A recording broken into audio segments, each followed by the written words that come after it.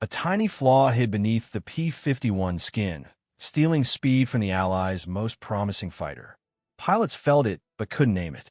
Engineers missed it under layers of metal and war.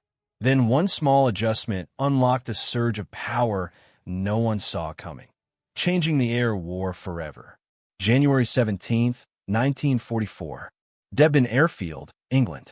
Ice crusts the Mustang's wings as Captain Eli Mercer jogs across the dim tarmac, breath turning white in the cold. The dawn is a thin blue line behind the clouds. Ground crews shout over clattering tools. The Merlin engine of his assigned P-51B grumbles like something half awake, half hungry. He pulls himself onto the wing and freezes. A fresh line of rivets gleams beside the gun bay panel. The laminar surface, usually smooth, now shows a subtle contour change. He runs a glove across it. The metal feels wrong. Not damaged, just different. A shell whistles across the sky somewhere over the channel. Or maybe it is only the wind against the weather mast. Either way, Eli's heart jumps. Danger always finds a way to announce itself early. Today, it starts before he even straps in. "Don't worry, Captain," the crew chief calls out. "It's the new fix. They want you boys to take her up and see how she behaves." A fix. Nobody had told him about a fix. Eli crouches on the wing and studies the modification again. A narrow fairing sits where the wing met the gun access door. A tiny change, barely visible unless the light caught it. But he knows the Mustang's laminar flow wing depends on perfect smoothness. Any disruption can turn poetry to drag. He frowns. The crew chief sees it. Your ammo covers weren't sealing tight. Disturbed the airflow. Someone in engineering finally listened. A thin hook of tension pulls at him. If this works, he thinks, maybe they can finally catch the Luftwaffe fighters before they slip away into the clouds. If it fails, he'll learn that at 25,000 feet with guns firing and contrails streaming like scars in the sky. Eli climbs into the cockpit. The seat is stiff with cold. The harness snaps shut across his chest. The instrument panel glows faint yellow. He taps the altimeter, then rests a hand on the throttle, feeling the familiar grit of engine vibration through the metal. Another microhook of unease tugging inside him. A small fix to a wing can behave like nothing or like everything. He taxis out. Snowflakes skim the canopy. The air smells of frost and exhaust. The Mustang feels sluggish on the ground. Always has, tail will twitching at the slightest rudder input. Thunderbolts and spits turn smoother, but none climb like this aircraft. None dive like it. In theory, he lines up on the runway. Tower crackles in his headset. "Red One, you are clear for takeoff." Eli pushes the throttle forward. The Merlin roars. He holds the stick with 2 fingers to avoid overcorrecting. The tail rises. The wheels lift from the ground. At 200 feet, something shifts in the airflow. A sensation in the seat, almost like the plane settling into a groove. He blinks. The Mustang feels steadier than yesterday. Less chatter at the left wing root. He checks his airspeed, climbing faster than usual. Maybe this fix meant something after all. He levels out at 10,000 feet. The clouds below look like fields of bone. Sunlight hits the canopy in hard flashes. He rolls the Mustang left, then right. The aircraft responds clean and quick. No hesitation. No wandering. Even the gun sight reflection seems steadier. He knows the technical rumors. Engineers argued that imperfect panel fits and leaky gun doors ruined the laminar flow. Air bumped over seams, creating small pressure pockets. Drag climbed. Range shrank. Speed bled away. In a war decided as much by distance as by firepower, a few knots too slow meant bombers dying over Germany. Commanders blamed pilots. Pilots blamed mechanics. Mechanics blamed bad British winter weather. But none of it changed the fact that the P-51 was designed around airflow so sensitive that a misplaced screw could dull its edge. Eli feels the new panel fairing as a faint difference through the controls. The Mustang cuts through air with a smoothness he has never felt. It feels like the aircraft has finally found its intended shape.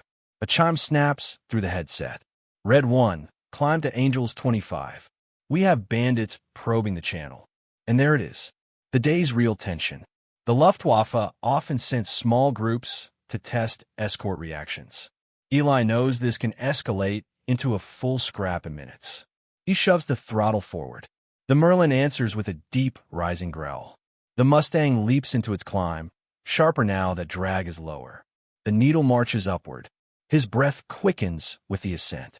At 20,000 feet, the world thins. The canopy seals tighter as pressure drops. Frost forms a faint rim near the side panels. Eli wipes it with a glove and looks north. There, black specks slicing along the sunline. Fast. High. Messerschmitts, probably. Bf-109 GS hunting for bomber streams. Eli switches the guns to active. Tracer belts sit behind his elbows, feeding into the wing roots. The new panel sits just inches from the roaring barrels. If the airflow fix holds under recoil, he'll know soon. He checks his 6. Clean. Then he begins a shallow dive. The Mustang accelerates fast, far faster than it did last week. The altimeter unwinds. His heartbeat keeps pace. Another micro hook hits him. If he misjudges the intercept, he'll fall below them and become a shiny silver target. If he overshoots, they'll vanish into the sun. He steadies the nose. He watches the specks resolve into shapes. Wings, tails, silver flashes of canopies. 3 aircraft drifting in a loose line. He hears his own breath inside the mask. Steady, slow. He closes the distance. A German pilot rolls left, maybe sensing something. Eli aligns the gun sight. The new airflow feels like an unseen hand smoothing the Mustang's path. No wobble, no fight. He squeezes the trigger. The guns hammer the wings. The aircraft shudders, but not the usual heavy vibration. The panel fix is holding. Air stays smooth. The burst rakes across the lead fighter's flank. A sudden puff of smoke. The Messerschmitt skids sideways. Eli pulls up to avoid colliding. The G-forces shove him into the seat. Black edges press at his vision, but the Mustang answers with clean authority. He breathes again. He loops around, lining up for another pass. The remaining fighters scatter, unwilling to engage this deep over the channel with an aggressive escort above them. They peel off toward the east, engines streaking condensation. Eli doesn't chase. Too risky alone. He checks instruments. Everything's steady. Fuel good. Engine temps normal. Guns warm, but operational. He circles above the cloud deck and lets the adrenaline settle. Only then does he fully grasp it. A thin strip of metal. A tiny aerodynamic correction. A fix small enough to overlook. And yet it turned the Mustang into the aircraft it was meant to be. Today it gave him the speed to climb, the control to aim, and the stability to fire clean. He flies back toward Debden, the coastline forming a dark thread under the wings. The sun hangs cold and bright above the sea. The Mustang glides through the wind like it was carved for it. Another hook tugs at him. If this small change unlocked this much performance, what else has been hiding in the design? What other tiny flaws are waiting to be uncovered? He knows the war will test every inch of this machine. And he knows, with a flicker of pride, that today he saw the first glimpse of its true potential. He banks south toward the airfield. The fixed panel glints in the morning light. The Mustang feels alive. And for the first time, so does he. The next morning hits with a sharp, metallic cold that stiffens every joint. Eli Mercer steps out of the ready room, helmet under his arm, and stares at the Mustang parked alone on the far edge of the airstrip. Sunlight washes across the frost-coated fuselage like a blade of white fire. The new wing fairing catches the light again, a faint silver crescent tucked beside the gun bay. It looks harmless, too harmless for the weight it carries. He walks toward the aircraft, boots crunching over gravel and ice. A low rumble echoes over the field as another squadron takes off in formation, their engines rising like a rough chorus. Today they will escort bombers deep into occupied Europe. Eli's group will follow later, sweeping ahead of the stream to clear any threats. He feels the familiar coil of tension winding tight in his chest. Yesterday was only a glimpse. Today will be the real test. The crew chief stands beside the Mustang, gloved hands shoved in pockets. Morning, Captain. The brass wants performance data. Climb rates, roll response, fuel consumption at high power. Try not to get shot while gathering it. Eli gives a dry half smile and runs a hand across the wing leading edge. Smooth, cold, precise. He climbs inside. The cockpit holds a distinct mix of old leather, oil, and metal warmed by a thin trickle of winter sun. He straps in and checks the switches. Master, magnetos, boost pump, radiator shutters. The ritual settles his mind. He hits the starter. The Merlin coughs once, twice, then bursts into a steady growl. The canopy rattles. The plane shakes like a waking animal. He taxis out. Steam rises from the exhaust stacks. As he advances the throttle, a small hook of hesitation jolts him. Yesterday, the plane was transformed. But mechanical changes sometimes behave differently day to day. A slight twist in airflow can become a problem at altitude. A minor fairing can affect gun harmonics. War has taught him never to trust the same machine twice. Still, he pushes forward. The Mustang leaps off the runway with a confidence almost arrogant.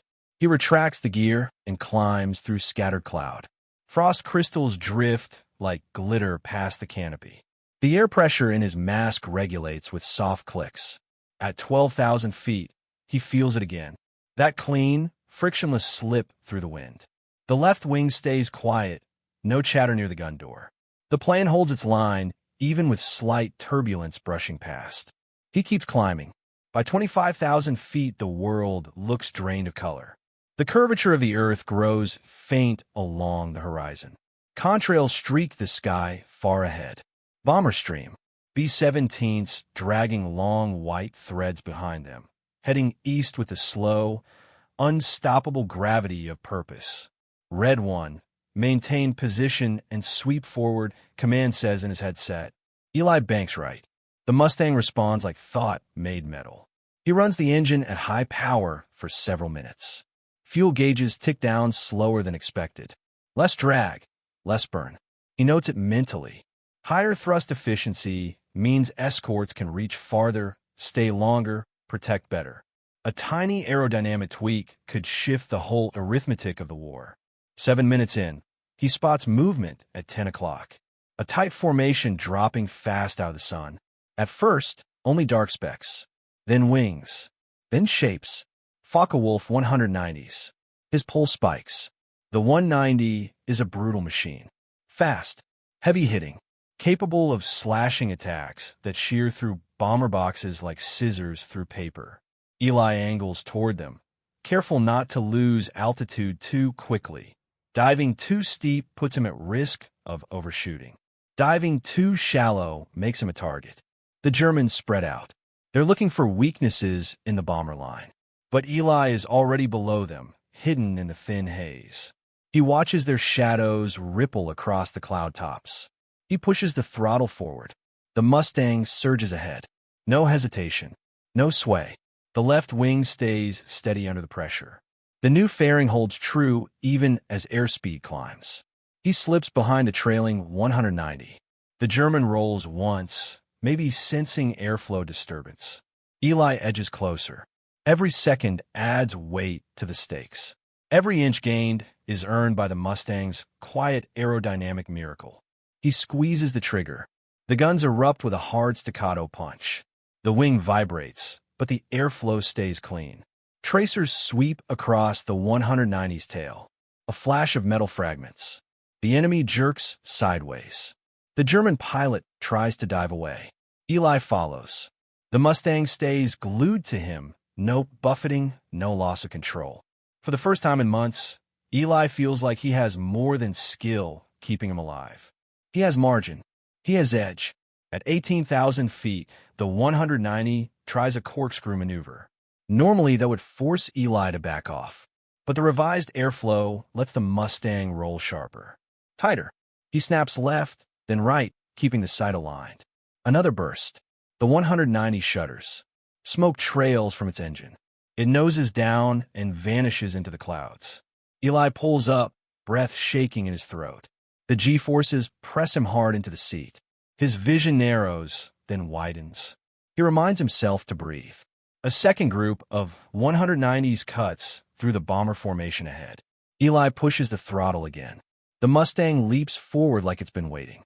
He intercepts just as one of the Germans lines up a diving shot on a B-17. The bomber's top turret fires, but the angle is bad. The 190 closes in, guns ready to bite. Eli angles down with a shallow dive. The Mustang's nose cuts the air like a knife. Airframe stays smooth. Even the gun panel seems to guide airflow instead of disturbing it. He fires a long burst. The tracers arc through the clear sky. They stitch across the 190's fuselage. The enemy's wings flick upward, then dip. A puff of flame erupts. The fighter spirals down, leaving a black slash against the white horizon. The bombers hold formation. Eli circles above them, scanning for threats. His breath is steady now. His hands move without thinking. The Mustang feels like an extension of his nerves. Still, a hook of unease remains. If this small fix can amplify performance so much, why wasn't it discovered earlier? How many pilots were lost because a gun panel bent airflow in the wrong direction? The thought tightens something in his chest. He scans the sky again. A distant shape streaks toward the bombers. Lone. Fast. Something about its speed jolts him. Too fast for a 190. Too smooth. It's a Messerschmitt 109G diving from extreme altitude. The kind built to kill and run. Eli climbs, pushing the engine close to its limits. The Mustang's nose holds perfectly aligned. The air stays smooth despite the strain. He rises to intercept, but the German has the height advantage. The 109 rolls inverted and dives straight for a wounded B-17 at the rear. Eli angles his climb. He's close, but not close enough. The 109 is seconds from firing. He breathes once. He flips the Mustang into a shallow dive to trade altitude for speed. It's risky. If the airflow falters, he'll lose control. But if the modification holds, he feels the wings lock in. The aircraft dives true. Air whips past in a rising howl. The speed climbs. The German fills the gun sight. Eli fires. The burst spreads across the 109's engine cowling. The German jerks away, shot ruined. The bomber escapes. The 109 pulls a tight turn to flee, but Eli stays on him. The Mustang holds its line with steady precision. Another burst. The 109 rolls, streaming smoke, and drops away. Eli levels out, heart pounding. The sky grows quiet except for the drone of bomber engines. He realizes what this means. The Mustang isn't just performing well. It's performing like it was always meant to, but never allowed to. A tiny aerodynamic correction unlocked its true nature. He circles the bomber stream for another few minutes, scanning every quadrant. No more bandits. When command gives the order to return home, he banks west. The sun lowers behind him. The Mustang slides through the winter air like it's finally free of every invisible weight that held it back. But Eli can't shake one final hook tugging in his thoughts. If this small flaw hid in the design for this long, what else is still lurking inside the war's most advanced machines? And how many lives hinge on finding the next fix in time? He pushes the throttle back to cruising power and heads toward England, the horizon glowing red behind the contrails. The next mission begins under a sky the color of worn steel. Wind cuts across the airfield, carrying the smell of damp earth and engine fumes. Eli Mercer walks toward his Mustang with a heaviness he didn't feel yesterday. Not fear, something closer to responsibility. The tiny aerodynamic fix had turned his aircraft into a weapon sharper than command expected. Now they want proof. Hard data, repeatable results. And they want it while he escorts another bomber wave in a territory thick with German defenses. The crew chief hands him a clipboard filled with test notes. Engineers want you to push tighter turns today, he says. They think the fairing cut drag around the gun door enough to let you roll faster at high angles. Eli studies the Mustang's wing. The new contour almost blends with the original skin now that grime has settled around the rivets. The fix looks like it has always been there. He touches it once, almost unconsciously, before climbing inside. He starts the Merlin. The vibration settles into his bones. The cold canopy fogs at the edges. As he taxis out, he watches the bomber groups forming overhead. Massive, lumbering shapes moving with the grim purpose of machines built for endurance, not elegance. Their lives depend on the sliver of aerodynamic blessing sealed into his wing. Eli lifts off and climbs toward the rendezvous point. At 15,000 feet, the air grows thin. His breath tastes metallic through the mask. The Mustang feels alive again, the same smooth slip through the wind he felt yesterday. He tests gentle rolls, then sharper ones. The response is crisp, predictable. The wing stays stable even as frost creeps across the leading edge. Another micro hook slides into his mind. Stability at moderate speed means little. The real measure comes under fire. The bomber formation emerges from the haze ahead. B-24s this time. Their squared-off noses catch sunlight like mirrors. Eli slides into position above and ahead of them. Thin contrails curl behind his wings. A crackle hits the radio. Multiple enemy contacts approaching from the south. Fast movers. Eli tightens his harness. He angles the Mustang to intercept. A cluster of silhouettes breaks through the cloud line. FW-190s again. 6 at least. Maybe more behind them.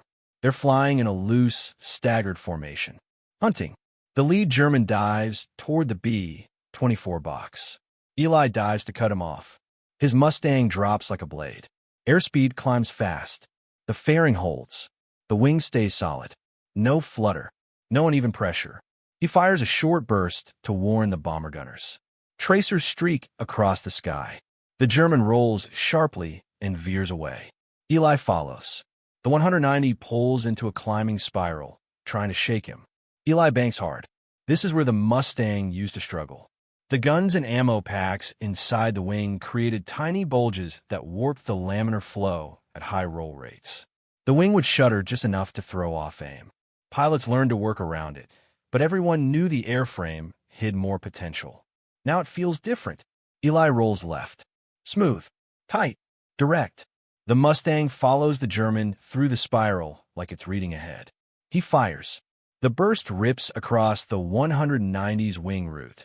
The German pitches over and dives, burning into the clouds. Eli climbs back toward altitude. His heart hammers behind his ribs. The bombers still hold steady, but more fighters spill from the clouds like a swarm stirred from its nest. 3 break off and chase a pair of Mustangs lower in the formation. Another dives straight for the nearest B-24. Eli angles toward the bomber attacker. He pushes the throttle forward. The Merlin's roar deepens. The Mustang surges. The airflow whispers along the wings, unbroken and clean. Every foot gained pulls him closer to the German's tail. The bomber gunners fire. Tracers arc upward, missing by inches. The 190 dips lower to avoid them. Eli follows. He fires a long burst. The 190 twitches and climbs abruptly, surprised. Eli keeps the pressure. The new aerodynamic balance holds steady even with guns blazing. The Mustang doesn't drift or wobble. Another burst. The 190's engine flares. The fighter falls away in a sharp, black trail. Eli pulls up fast. G-forces press his vision into a tunnel. He breathes through it and levels out in time to see another German slipping behind the B-24s. He dives again. This time the German sees him coming and breaks into a horizontal turn. Eli matches it. The Mustang responds instantly. The wing feels locked into the airflow, like it's gripping the sky instead of sliding through it. The German tightens his turn. Eli tightens his. The Mustang rolls so cleanly that Eli feels the moment of realization hit him. This isn't just improved speed. It's better control under stress. The fairing restored the wing's intended form, letting the laminar flow work the way the designers hoped. He slips inside the German's turn. He fires. The 190 staggers, smoke billowing from the engine. It noses down and vanishes into the haze. Eli climbs again and checks the bomber formation. They're battered but intact. No major gaps. No falling aircraft. A quiet moment settles over the sky. Only the drone of engines remains. He feels his pulse still racing.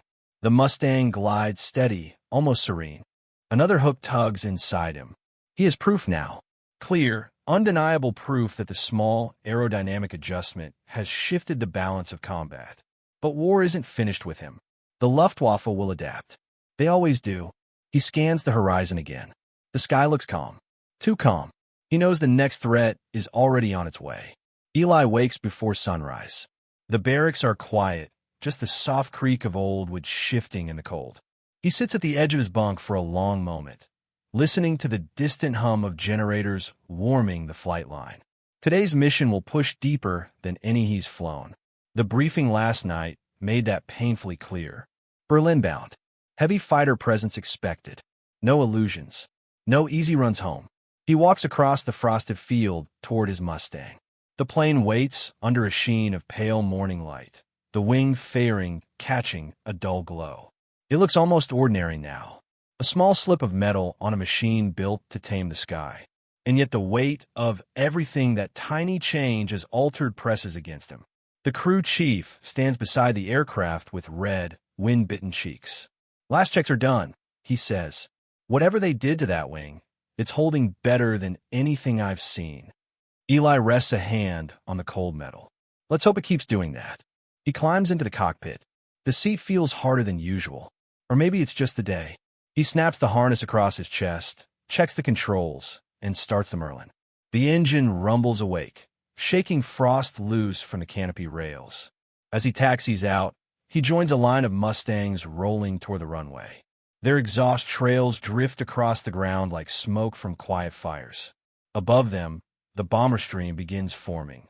B-17s this time. Big, slow, exposed. Their fate depends on these escorts carving airspace clean. Eli lifts off and climbs hard to meet them. At altitude, the sun turns the horizon into a thin, molten line. The cold bites through his gloves. His breath pulses inside the mask. The Mustang feels alive beneath him, smooth and taut like a bowstring pulled to the edge of breaking. They cross the coastline. The North Sea spreads out in a dull sheet below. Ahead, Germany waits behind a rising wall of haze. The radio crackles. Multiple bandits approaching from high 11. Tight group. Eli angles his Mustang toward the threat. His gut tightens. This would be the fight the engineers begged for. The one that would tell command if the aerodynamic fix holds under the worst possible pressure. Black dots emerge from the glare. Fast. Ordered. A formation of Bf-109GS descending in a clean line, their silver bellies flashing like knives. Eli adjusts his throttle. He slides in above the bombers, watching the Germans fan out for attack runs. Every second stretches the tension until it's nearly unbearable. The first 109 dives. Eli rolls in to meet him. The Mustang drops fast, as if pulled by an invisible hand. The airflow stays smooth. The fairing holds. No rattle near the guns.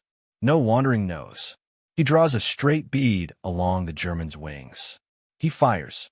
The 109 jolts and veers aside, nearly losing its dive path. Tracers lace across its fuselage. The enemy pulls a desperate roll and slides away smoking. Before Eli can climb back to altitude, two more Germans drop in behind the bomber box. Their cannon flashes rip open the air. Eli climbs sharply and cuts across the top of the formation. The G-force drags at his ribs. His breath comes thin, but the Mustang holds. The wing stays steady even under brutal strain. He angles behind the nearest 109. The German sees him and dives into a tight spiral. Normally, Eli would lose ground here. The Mustang used to tremble when forced into high-rate rolls. The airflow over the gun doors would snag just enough to slow the transition. Not today. The Mustang slices through the spiral like it's carved for it. The fairing keeps the airflow glued to the surface. No buffeting, no hesitation. Eli closes the gap. He fires a controlled burst. The 109 jerks. Smoke spills from its tail as it drops away. He barely has time to breathe before another 109 flashes across his nose. He yanks the stick. The Mustang whips into a sharp roll. The new airflow profile keeps the wings in perfect command. He feels the control surfaces working with him instead of against him. He locks onto the German's tail. The two planes dive together into the haze. Wind howls around the canopy. Ice crystals pepper the glass. The enemy tries a snap roll. Eli mirrors it. The Mustang responds with crisp precision. He squeezes the trigger. A clean burst hits the German's engine. A fireball erupts under the nose. The 109 disintegrates into the cloud deck. Eli pulls up through thinning fog. His breath shakes with adrenaline. When he levels off, he sees the bomber formation ahead. Turbulent, but alive. Defensive guns flashing. Engines laboring, still holding shape against the storm. He scans the sky for more fighters. Silence. The Luftwaffe wave breaks off, scattering back east with losses they didn't expect. The bombers press forward, steady and grim. Eli circles above them, letting the Mustang glide. The wing fairing gleams faintly in the sun. A single, tiny adjustment, small enough to miss in a casual inspection, has changed the entire dynamic of the fight. Less drag meant more speed. More speed meant better position. Better position meant control over the battle. And control meant survival. Not just for him, for the bombers, for the crews, for the mission. As the formation turns homeward, Eli follows. His pulse steadies. The sky stretches wide around him, clean and cold. He knows engineers on the ground will call this modification a minor correction, a simple aerodynamic cleanup, a fix barely worth noting in reports. But he's felt what it really is. It's the moment a machine becomes what it was always meant to be. He guides the Mustang toward the coastline, the engine humming in perfect rhythm, the wings slicing through the winter air like a promise kept.